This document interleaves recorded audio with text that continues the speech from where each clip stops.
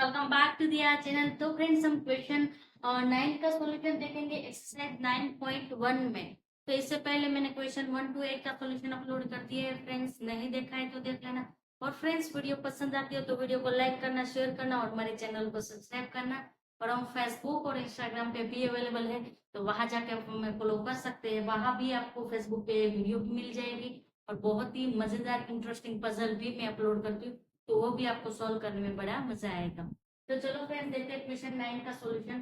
तो ये भी थोड़ा डिफरेंट है। क्वेश्चन 7 और 8 क्या था, सिमिलर था, पर ये थोड़ा डिफरेंट है। तो यहाँ क्या बोला था, angle of elevation of the top of building from the foot of the tower.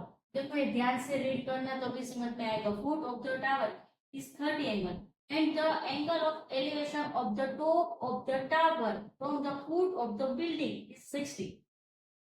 If the tower is 50 meter height, find the height of the building। तो यहाँ फ्रेंड्स क्या है, टावर और बिल्डिंग दोनों ऑपोजिट साइड में सामने सामने है। मतलब यहाँ टावर है तो सामने की साइड बिल्डिंग है। तो बिल्डिंग के यहाँ में बिल्डिंग है, सामने की साइड बिल्डिंग है, यहाँ टावर है। तो मैं टावर के नीचे खड़ी रहेगी, बिल्डिंग के ऊपर देखूंगी तो एंगल ऑफ एलिवेशन बनेगा। तो क्या होगा, पहले आपको क्या बोले, फुट ऑफ द टावर, मतलब मैं टावर के नीचे खड़ी हूँ, बिल्डिंग के ऊपर देख रही, तो एक एंगल बनेगा। वो एंगल कितने का है, 30 का है। दूसरा आपको क्या बोला है, फुट ऑफ द बिल्डिंग। अब मैं सामने की साइड खड़ी रहूंगी बिल्डिंग के नीचे और टावर के ऊपर देखूंगी, तो कौन सा एंगल बनेगा, एंगल 60 का बनेगा। और यहाँ आपको क्या बोला है, टावर की हाइट दी है, हमें बिल्डिंग की हाइट फाइंड करनी। तो चलो इसका फिगर बनाते हैं। तो पहले तो क्या है फ्रेंड्स, ये ग्राउंड लाइन बना देते हैं, ये जो ग्राउंड पे है। और अब ये क्या हो गया, यहाँ बिल्डिंग और टावर के क्या हो गए, फुट हो गए। तो यहाँ मैं बिल्डिंग ड्रॉ करती हूँ, तो ये बिल्डिंग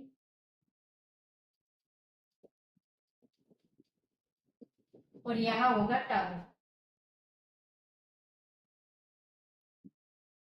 आपको किसकी हाइट दी है क्वेश्चन में, तो आपको हाइट दी है, हाँ टावर की हाइट दी है। टावर की हाइट कितनी है, 50 है। हमें बिल्डिंग की हाइट फाइंड करनी है।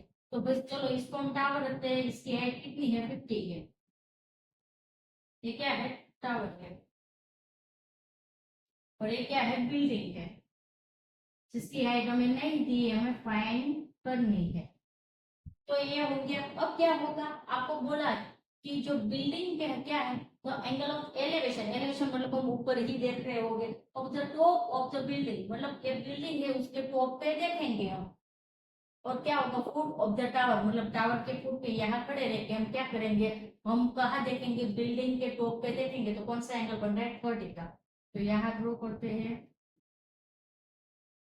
कौन सा एंगल बन रहा है, 30 का एंगल बन रहा है। कहाँ खड़े हैं हम, टावर के फुट पे खड़े हैं, बिल्डिंग के टॉप पे दिख रहे हैं, तो कौन सा एंगल बना, 30 का।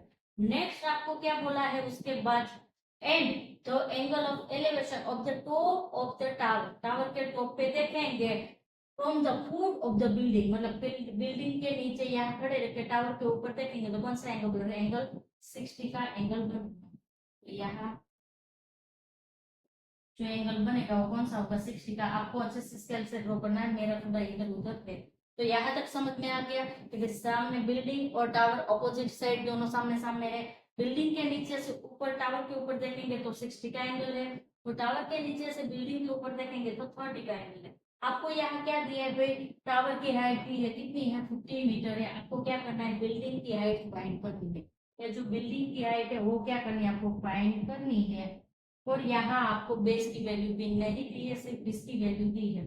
तो भाई ये क्या हो जाएगा, ये हमारा हो जाएगा बेस हो जाएगा, दोनों में बेस क्या रहेगा, सेम रहेगा। यहाँ ए हमारा परपेंडिकुलर होगा और ए हमारा हाइपोटेनियस होगा, और यहाँ ए परपेंडिकुलर होगा और ए हाइपोटेनियस होगा, क्योंकि अपोजिट दोनों सामने सामने ट्रायंगल बन रहे हैं। बिल्डिंग और टावर क्या है, अपोजिट साइड पे है। जो ट्रायंगल है उसको हम नेम दे देते हैं। तो यहाँ आएगा भाई ए, यहाँ आएगा बी, यहाँ आएगा सी, यहाँ आएगा डी।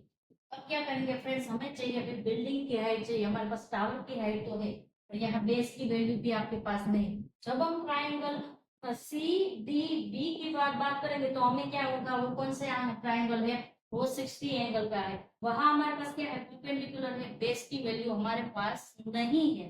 तो पहले इसकी कैलकुलेशन करेंगे, तो हमारे पास परपेंडिकुलर है, बेस की वैल्यू नहीं है, तो वहां से हमें बेस मिल जाएगा। बेस हमारा कौन सा है, बी डी है, तो बेस हमें मिल जाएगा। उसके बाद हम क्या करेंगे, ए बी डी वाला ट्रायंगल है, उसका कैलकुलेशन करेंगे, वहां बेस की वैल्यू रखेंगे तो हमें आराम से क्या मिल जाएगा, परपेंडिकुलर वैल्यू मिल जाएगी। परपेंडिकुलर यानी कि क्या है, ए बी है, ए बी मतलब क्या, बिल्डिंग की एरिया। तो चलो देखते हैं कैलकुलेशन। बहुत ही अच्छे से वीडियो देखेंगे और जितना अच्छे से समझेंगे उतना सही सोल्व कर पाएंगे। तो पहले हम क्या करेंगे, सी डी बी ट्राइंगल का कैलकुलेशन करेंगे। तो क्या है हमें इन ट्राइंगल, क्या है भाई, C D B D B.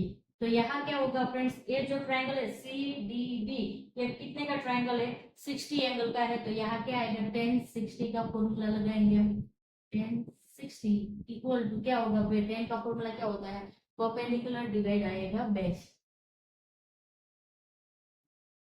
तो यहाँ लिख देते भाई, परपेंडिकुलर हमारे क्या है भाई, सी डी है, बेस हमारे क्या है, बी डी।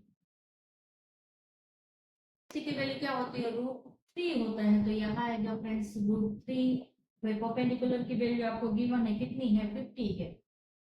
डिवीजन में है BD, जिसकी वैल्यू हमारे पास नहीं है। तो BD या डिवीजन में सामने की साइड जाएगा तो मल्टीप्लिकेशन में चला जाएगा, या तो फिर ये दोनों की प्लेस चेंज कर दो तो भी कैलकुलेशन हो जाएगा। तो फ्रेंड्स यहाँ क्या हो गया, यहाँ BD डिवीजन में है तो उसको सामने की साइड रख देंगे, और √3 यहाँ मल्टीप्लिकेशन, उसको यहाँ डिवीजन में रख सकते हैं। तो हमें BD की इक्वल टू क्या होगा, 50 के डिवीजन में आएगा √3।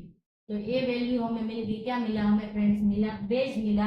ये जो BD था उसकी वैल्यू नहीं है। अब हम क्या करेंगे, हमें बिल्डिंग की हाइट फाइंड करनी, तो हम दूसरा ट्रायंगल के लिए कैलकुलेशन करेंगे। ABD के लिए कैलकुलेशन करेंगे, ABD के लिए। तो उसमें हम बेस की वैल्यू पुट करेंगे तो आराम से हमें परपेंडिकुलर की वैल्यू मिल जाएगी। वो कितने का ट्रायंगल है, 1030 वहां आएगा। तो चलो देखते हैं उसका सोल्यूशन।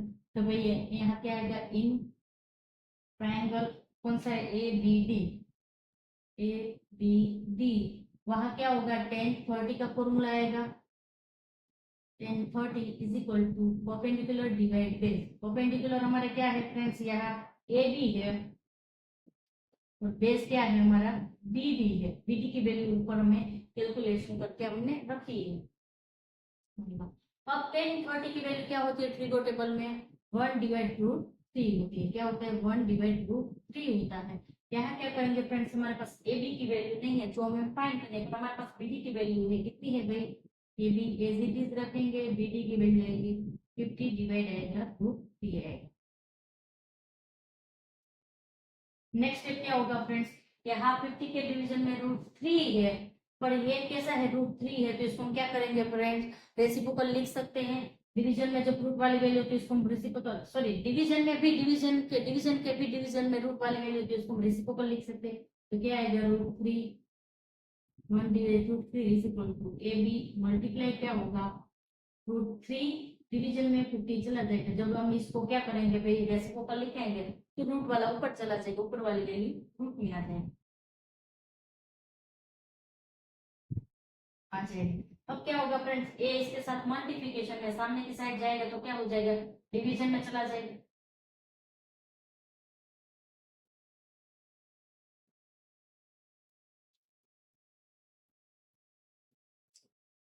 अब क्या करेंगे फ्रेंड्स, ए यहाँ मल्टीप्लिकेशन में इसको सामने की साइड ट्रांसफर करेंगे तो भाई 50 ऊपर चला जाएगा, √3 नीचे आ जाएगा। तो हम सामने से ये फ्रेंड्स यहाँ √3 डिवाइड 50 है, यहाँ मल्टीप्लिकेशन में इसको सामने की साइड ट्रांसफर करेंगे तो क्या हो जाएगा, अगेन रेसिप्रोकल हो जाएगा। 50 मल्टीप्लिकेशन में चला जाएगा, √3 वो डिवीजन में आ जाएगा। तो चलो लिखते हैं, और इक्वल की साइड क्या हो जाएगा, ए बी। तो यहाँ लिखते हैं भाई ए बी इक्वल क्या हो जाएगा, 1/√3 मल्टीप्लाई क्या आएगा, 50 डिवाइड √3। तो यहाँ फ्रेंड्स क्या होगा, ये दोनों का मल्टीप्लिकेशन होगा तो आंसर क्या होगा भाई, 50 √3 मल्टीप्लाई √3 करेंगे तो हमें क्या मिलेगा भाई, 3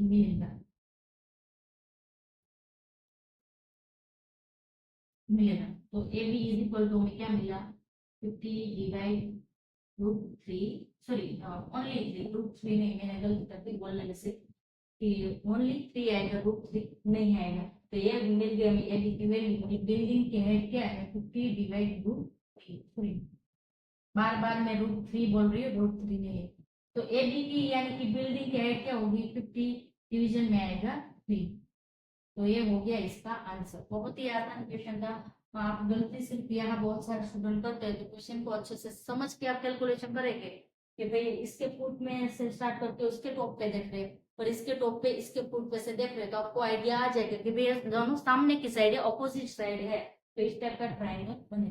तो यार फ्रेंड्स हमारे क्वेश्चन का सॉल्यूशन कंप्लीट होता है। स्टिल किसी को क्वेरी है, कंफ्यूजन है, तो आप मुझे बताना, पॉसिबल होगा तो मैं फिर से आपको समझाऊंगी। Thank you.